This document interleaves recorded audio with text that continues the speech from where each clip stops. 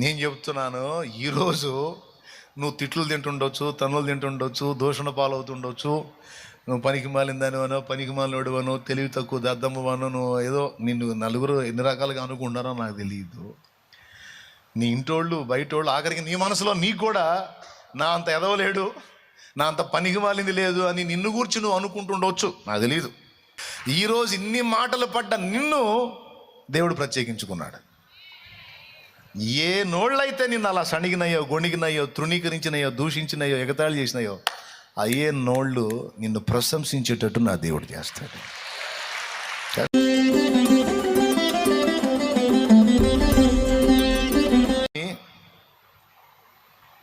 రక్షణలోనికి రాకముందే మనం అన్యులంగా నిజదేవుణ్ణి ఎరగని స్థితిలో అజ్ఞానాంధకారములో భక్తిలో మునిగిపోయి ఉన్నప్పుడే, ఆ స్థితిలో ఉండగానే మనం దేవుణ్ణి ఎరగక ఉన్నప్పుడే, లేదా ఎరిగి ద్వేషిస్తున్నప్పుడే నెక్స్ట్ మనం ఏం కాబోతున్నాం ఆయన ముందే ఎరుగున్నాడు. అందుకే నాశనం చేయలే.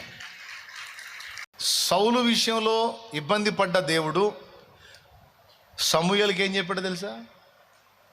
ఇంకా 8 ఏళ్ల తర్వాత పుట్టబోయే దావీదు గురించి, 8 ఏళ్ల తర్వాత పుట్టబోతున్నాడు. పుట్టి మళ్ళా ఆయన సౌలు దగ్గరికి లైన్లోకి వచ్చేటప్పటికి మొత్తం 30 ఏళ్ళు, 30 ఒక 8, 38 ఏళ్ళు.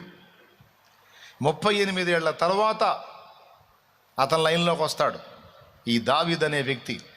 ఇతని లైన్లోకి రాకముందే 38 ఏళ్లకు ముందే, నేను నా చిత్తానుసారమైనటువంటి మనస్సు కలిగిన వాను ఒకడిని కనుక్కున్నాను అన్నాడు.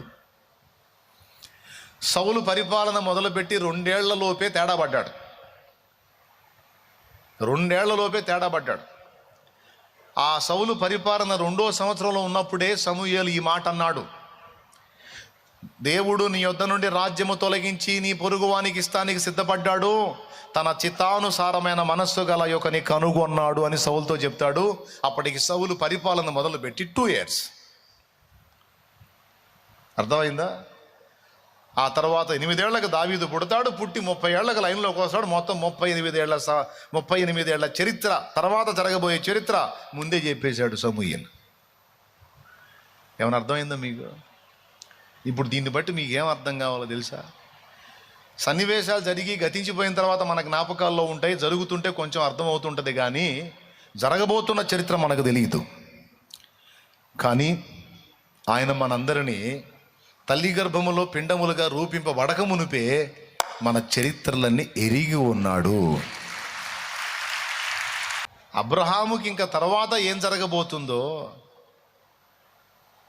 దేవుడు ముందే ఎరిగి, భవిష్యత్తులో తన దాసుడు ఏమేం కార్యాలు చేయబోతున్నాడు ఎరిగి అంటాడు, నేను చేయబోయేది నా దాసుడైన అబ్రహాముకు దాస్తానా? అబ్రహాం ఇంత గొప్పవాడు, ఇంత మంచి మనిషి, కాబట్టి నేను దాచిపెట్టను, నేను అన్ని చెప్తా అబ్రహాం. కానీ సొదొమని ఏం చేయబోతున్నాడు చెప్పాడు, నేను వచ్చి నీ పనికని. అబ్రహాం ఆశ్చర్యపోయాడు, ఎందుకంటే అక్కడ లోతున్నాడు, ఈయన సహోదరుడి కొడుకున్నాడు అక్కడ. సొదొమ నాశనం చేస్తే లోతు పోతాడు. ఆల్రెడీ ఒకసారి పోయే పరిస్థితి వస్తే ఏనే కాపాడుకొని తీసుకొచ్చి ఆడ పెట్టాడు. అప్పుడన్నా సొదొమ దరిద్రులకు సిగ్గురాల, శత్రురాజులు వచ్చి తన్ని మొత్తం లాక్కొని పోతే అప్పుడన్నా దేవునికి వెళ్ళి తిరుగుతుంది. దరిద్రులు వచ్చి మళ్ళా మూర్ఖ పనులు చేసి దేవుని ఉగ్రతకు పాత్రులయ్యారు. అక్కడ లోతు దెబ్బతినే ఛాన్స్ ఉంది. నేనంటాడు, సొదొమ గొమొర్రాల పాపం విస్తారమైపోయింది, నా దగ్గరకు మొర వచ్చింది, ఆ మొర చొప్పున వాళ్ళు జరిగించలేదు చూసి ఫైనల్ చేసి, ఒకవేళ ఫైనల్ అయితే మొత్తాన్ని వినం చేసేద్దామని వచ్చాను, ఇట్లా చేయబోతున్నాను అబ్రహాం చెప్పాడు. సీక్రెట్ చెప్పాడు, ఏం చేయబోతున్నాడో చెప్పాడు, ఏ ప్రాంతాలని టార్గెట్ చేయబోతున్నాడో చెప్పాడు.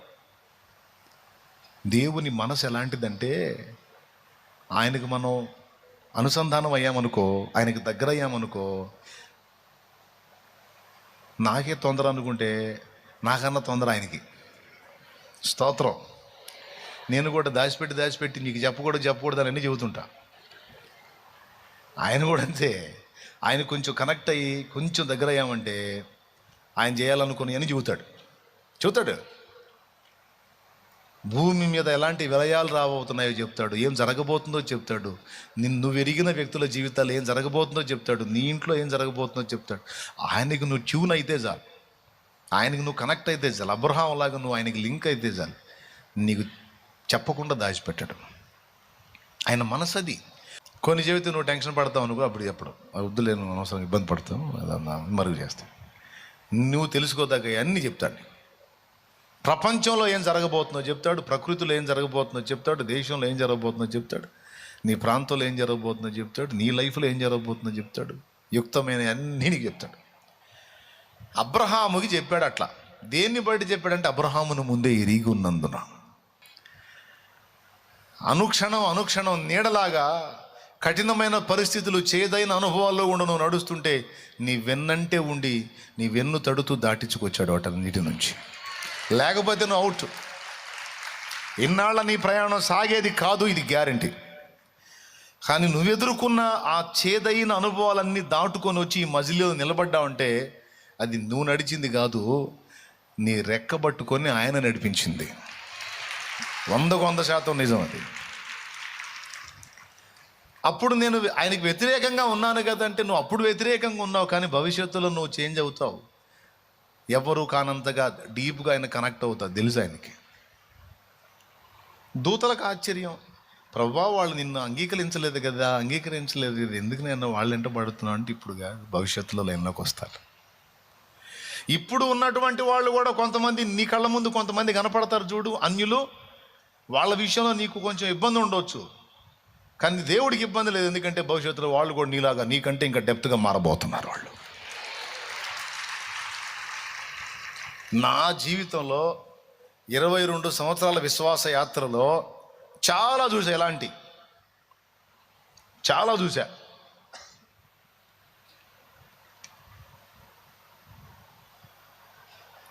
నా ఓన్ ఫ్యామిలీలో చూసా, నా చుట్టుపక్కల సమాజంలో వ్యక్తులను చూసా చాలా.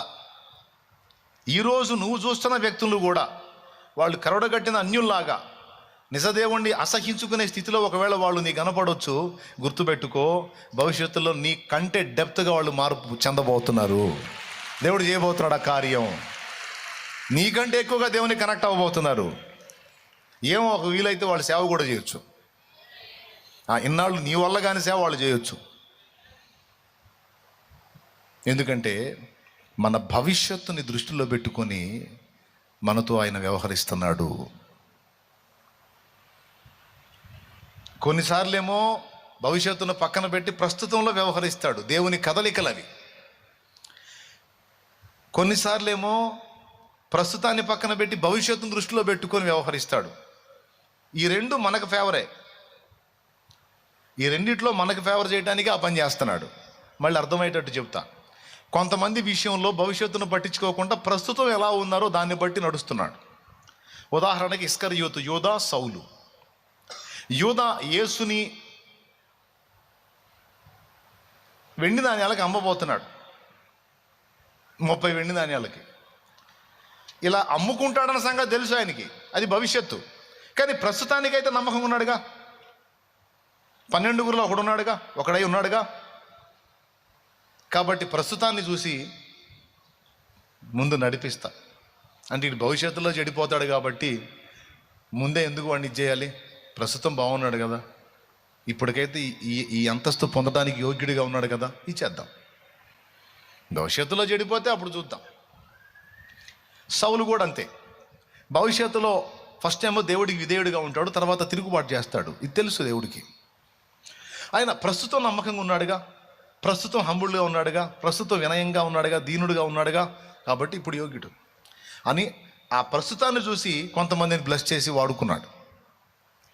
కొంతమంది ప్రస్తుతానికి విర్రవీగినట్టున్నా అలా భవిష్యత్తును దృష్టిలో పెట్టుకుని వాళ్ళని సేవ్ చేసి వాళ్ళని నడిపించుకొచ్చాడు. అది కొత్త నిబంధన సౌలు జీవితంలో కనపడింది. పాత నిబంధన సౌలునేమో ప్రస్తుతాన్ని చూసి భవిష్యత్తును వదిలేసి నడిపించాడు. రెండోసారి చెబుతున్నా, అర్థం కాకపోతే నేను చేయగలిగింది ఏం లేదు, అర్థం చేసుకోవడం ట్రై చేయండి. స్తోత్రం. అర్థమైంది కదా మీకు? పాత నిబంధన సౌలునేమో ప్రస్తుతాన్ని చూసి భవిష్యత్తు తేడా పడతాడని తెలిసి కూడా రాజును చేసేశాడు, ప్రస్తుతం లైన్లో ఉన్నాడు కాబట్టి. అంటే ఇతని విషయంలోనేమో భవిష్యత్తును చూడలేదు, ప్రస్తుతాన్ని చూశాడు. కానీ క్రొత్త నిబంధన సౌలు, అదే పౌలు సౌలుగా ఉన్నప్పుడు, అంటే పౌలుగా మారక ముందు చాలా క్రూరుడు. ఎంత దుర్మార్గం చేశాడంటే సంఘమును హింసించాడు, హత్యలు చేశాడు, దారుణాలు చేశాడు. ఆయన మీద దేవునికి వచ్చిన కోపానికి నల్లిని నలిపేసినట్టు నలిపేసేవాడు. నలపకపోగా ఇంత దుర్మార్గాలు చేస్తుంటే దర్శించాడు. ఆ దర్శనం తర్వాత ఈ సౌలే పౌలుగా మారి, మనందరం బైబిల్లో చదువుతున్న పుస్తకాలన్నింటిలో ఎక్కువ పుస్తకాలు రచించిన రచయితగా చరిత్రగాంచాడు, ప్రసిద్ధిగాంచాడు. ఆయనే అపోస్తలుడైన పౌలు. మరి పౌలు ప్రస్తుతం ఇబ్బందికరంగా ఉన్నాడు, హింసకుడు, దూషకుడు, హానికరుడుగా ఉన్నాడు సంఘానికి. కానీ ఆ సౌలుతో దేవుడు వ్యవహరించినప్పుడు భవిష్యత్తును దృష్టిలో పెట్టుకొని వ్యవహరించాడు. దేవుడు మన భవిష్యత్తుని ఎరుగున్నాడు. మనం ఏం కాబోతున్నామో, మనం ఏం చేయబోతున్నామో, మన ద్వారా భూమి మీద ఏమేమి కార్యాలు నెరవేరబోతున్నాయో మనకి తెలియదు, మన ఇంటి వాళ్ళకి తెలియదు, మన వీధి వాళ్ళకి తెలియదు, ఆయనకి తెలుసు. నీకు కూడా తెలియదు. నీ ద్వారా భవిష్యత్తులో దేవుడు జరిగించబోతున్నటువంటి కార్యాలు ఏమిటో సోదరి నీకు తెలియదు, నీ ఇంటి వాళ్ళకి తెలియదు, నీ వీధి వాళ్ళకి తెలియదు, నీ బంధువులకు తెలియదు, కానీ ఆయనకు తెలుసు. సోదరుడా, నీ ద్వారా దేవుడు భవిష్యత్తులో ఏమేమి కార్యాలు చేయబోతున్నాడో నేను చెప్తున్నాను. ఇంటోళ్ళకి బంధువులకి కాదు, అసలు నీకు కూడా తెలియదు. ఎందుకంటే ఇప్పుడు జరుగుతున్న కార్యం ఆనాడు నాకు కూడా తెలియదు కాబట్టి. దేవునికి స్తోత్రం కలుగును గాక. హల్లెలూయా. ఊహలో కూడా అనుకోలేదు, అందుకే ఆ పాట పాడుకున్నా. అది మీకు తెలియని పాట. ఊహించలేదయ్యా ఈ జీవితం, వర్ణించలేనయ్యా ఈ భాగ్యము. ఊహించలేదయ్యా ఈ జీవితం, వర్ణించలేనయ్యా ఈ భాగ్యము. కొలువనైన నాకు ఇంత విలువ కలిగేనని, తూలిరాలిపోయే బ్రతుకు వింత మలుపు తిరిగేనని. మరేందనుకున్న ఆ పాట నేను ఊహలో కూడా అనుకోలేదు నాయన. అననీయ అంటాడు, ప్రభువా ఎవరి దగ్గరికి వెళ్ళి ప్రార్థన చేయమంటున్నావు? సౌలు దగ్గరికా? చాలామందిని చంపాడయ్యా, ఇక్కడ కూడా ఉన్న నీ పిల్లల్ని చంపాలని వచ్చాడయ్యా. అట్లాంటి వాడి దగ్గరికి పొమ్మంటున్నావా ప్రభువా అంటే ఆయన అన్నాడు, అననీయ రాజులు ఎదుట, చక్రవర్తులు ఎదుట, ఇశ్రాయేలు ఎదుట, అన్ని జనులు ఎదుట, ప్రజల ఎదుట నా నామాన్ని భరించడానికి నేను ఏర్పరచుకున్న సాధనం అతడు. వెళ్ళు, నువ్వు వచ్చి అతని మీద చేతులు ఉంచడం అతడు చూచి ఉన్నాడు. అంటే అర్థం ఏంటో తెలుసా? నేను అతనికి దర్శనంలో చూపించాను, నువ్వు వచ్చి అతని మీద చేతులు పెట్టినట్టు అతడు స్వస్థత పొందినట్టు. పో. బిడ్డలారా, గుర్తుపెట్టుకోండి, ఈరోజు మారని మీ కుటుంబ సభ్యుల గురించి కలత చెందవాకండి, కన్నీరు విడిచి ప్రార్థన చేయండి, కానీ ఆందోళన పడకండి. నా దేవుడు వాళ్ళని దర్శించిన నాడు నీకంటే బలంగా మారుతారు, నీకంటే బాగా కనెక్ట్ అవుతారు దేవునికి. నువ్వు కూడా చేయనంత భక్తి వాళ్ళు చేస్తారు. నువ్వు ప్రస్తుతాన్ని చూసి ఆందోళన పడుతున్నావు, కానీ ఫ్యూచర్ని దృష్టిలో పెట్టుకొని ఆయన నడుస్తున్నాడు. ఖచ్చితంగా జరిగిద్ది అది. ఎంతమంది విశ్వసిస్తున్నారు? ఆమేన్. నీ నమ్మిక చొప్పునే జరుగునుగాక. ఆమేన్. అలాగున్న నీ విషయంలో కూడా దేవుడు చేయబోతున్న కార్యాలు నీకు తెలియవు, కానీ ఒకటి మాత్రం నిజం, సోదరుడా సోదరి, నీ భవిష్యత్తును దేవుడు ఎరుగున్నాడు. నువ్వు అడగటం కాదు, ఊహించటం కాదు, వీటన్నిటికంటే ఎక్కువైన కార్యములు నీ ద్వారా, నీ ఎడల, అలాగే నీ ద్వారా ఆయన చేస్తాడు. ఆయన చేయబోతున్నాడు. అది నువ్వు అనుభవిస్తావు. నువ్వు ప్రాక్టికల్గా అనుభవిస్తావు. నువ్వు నమ్ము, మనస్ఫూర్తిగా ఆమెనను, ఆమెన్, అంతే. ఎందుకంటే నువ్వు ఈరోజు మారు మనసు పొంది, రక్షణ పొంది, బాప్తిస్మం పొంది దేవుని బిడ్డవయ్యావు. అసలు ఇవన్నీ కాకముందే ఆయన నీతో వ్యవహరించాడు, నిన్ను వెంటాడాడు, ఈ కార్యం నీకు చూపించాడు. ఈరోజు ఒకప్పుడు అన్యుడిగా ఉన్న నువ్వు ఈరోజు నిత్య జీవానికి వారసురాలివి అయ్యావు, దేవుని కుమారుడివి, కుమార్తె అయ్యావు. ఇది నీకు వింత. ఒక్కసారి నీ గతాన్ని ఊహించుకో, గత జీవితాన్ని ఊహించుకొని ప్రస్తుతాన్ని చూడు. ఈ లైఫ్ని నువ్వు ఊహించావా? ఈ రక్షణ అనుభవం, ఈ బాప్తిస్మం పొంది, పాపాలు కడుక్కొని, పరిశుద్ధపరచబడి, జీవగ్రంథంలో పేరు సంపాదించుకొని, నిత్య జీవానికి వారసులను అవుతానని నువ్వు అనుకున్నావా? అనుకోలే. కానీ ఈరోజు చూస్తే, కొంచెం నీ గతాన్ని వెనక్కి తిరిగి చూసుకుంటే అసలు ఏం జరిగింది? ఈ వింతగా ఉంది నా జీవితం, భలే మలుపు తీసుకుంది అని ఈరోజు ఈ మలుపును బట్టి నువ్వు ఎంతో సంతోషపడుతున్నావు, ఎంతో ఆనందపడుతున్నావు. ఒకప్పుడు నువ్వు ఊహలో కూడా ఊహించని ఈ అనుభవం నువ్వు చూసి ఎలాగైతే సంబరపడుతున్నావో, భవిష్యత్తులో నా దేవుడు నీ ఎడల జరిగించబోయే ఆ కార్యాలను చూసి కూడా నువ్వు అంతకంటే ఎక్కువ ఆనందపడతావు. నమ్మితే మనస్ఫూర్తిగా స్తోత్రం చెప్పు అంతే, యేసునామంలో హల్లెలూయా. అదే జరుగునుగాక. సేవకులు కూడా, దైవజనులు కూడా చెప్తున్నా, అందరికీ పరిశుద్ధాత్మ ప్రేరణలోనే ఈ విషయాలు నేను మాట్లాడుతున్నా. నా దేవుడు ఆ కార్యాలు చేస్తాడు. ఆయన మన భవిష్యత్తు నెరిగున్న దేవుడు. ప్రస్తుతానికి బాగున్నావా? మంచిది. భవిష్యత్తులో ఇంకా బాగుండేటట్టు నా దేవుడు కార్యం చేస్తాడు. నువ్వు ఇప్పుడు దావీదు అనుకోలా ఇశ్రాయేలుకు రాజు అవుతానని. దావీదు ఏమన్నా కలగన్నాడా? కనీసం వాళ్ళ నాన్నకు కూడా నమ్మకం లేదు. యెషయికి నమ్మకం లేకనే మిగిలిన వాళ్ళనేమో సైనికులుగా యుద్ధ విద్యలు నేర్పడానికి పంపించి, దావీదుకి గొర్రెలు కాసే కర్ర చేతికిచ్చి గొర్రెలు గాయని పంపించాడు.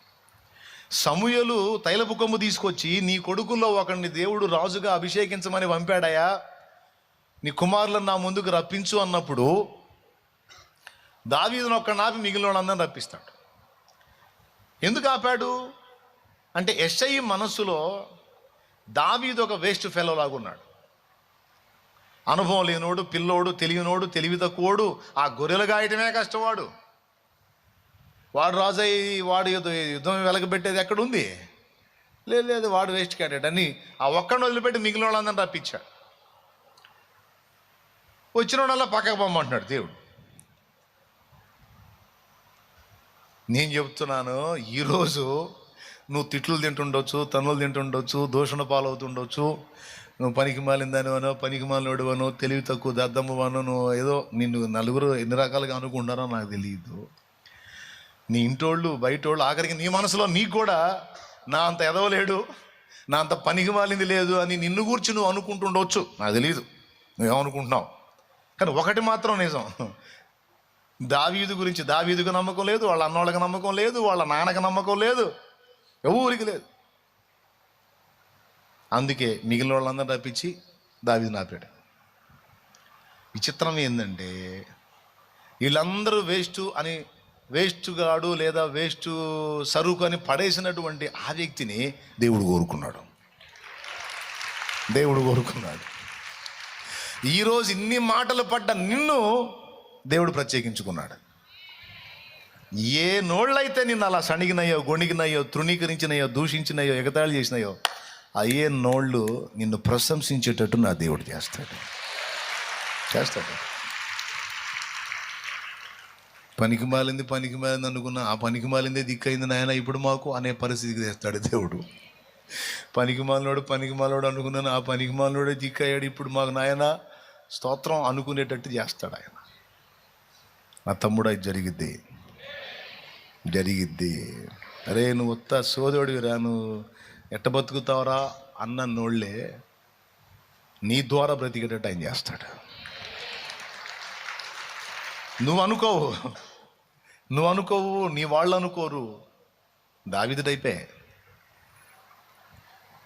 మీరు అనుకుంటే ఎంత, అనుకోకపోతే ఎంత, నేను అనుకున్నా అది జరిగిద్ది అంటాడు ఆయన. చివరికి ఇంతమంది వస్తే అందరినీ పక్కకు పంపించాడు. సమూయేలుకి ఆశ్చర్యం, అరే ఒక్కొక్కడు కొలతలు చూస్తుంటే సూపర్గా ఉన్నారు, వీళ్ళందరినీ పంపిస్తున్నాడు, ఇంకెవరు ఉన్నారా?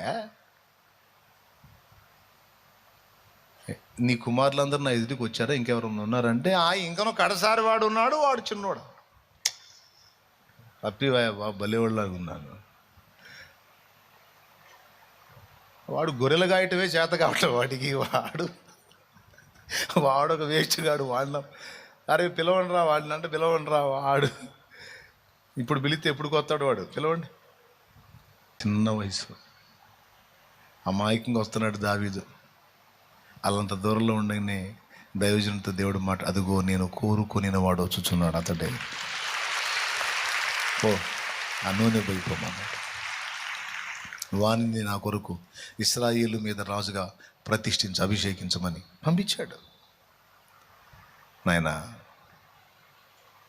ఈరోజు నీ మీద నూనె వచ్చేటట్టు చేశాడు ఆయన, అభిషేకం వచ్చేటట్టు చేశాడు. కోరుకున్నాడు నిన్న. ఎంతోమందికి లేని భాగ్యం నీకు ఇచ్చాడు. అది కృప కదా, అది కృప కదా. దైవజనుడు చెప్తున్నాను నేను. ఈరోజు ఇక్కడ కూర్చున్న వాళ్ళు మిమ్మల్ని భవిష్యత్తులో నా తండ్రి మళ్ళా సిద్ధపరచబోతున్నాడు మీలో అని. కొంతమందిని లేకపోతున్నాడు ఆయన పని కొరకు.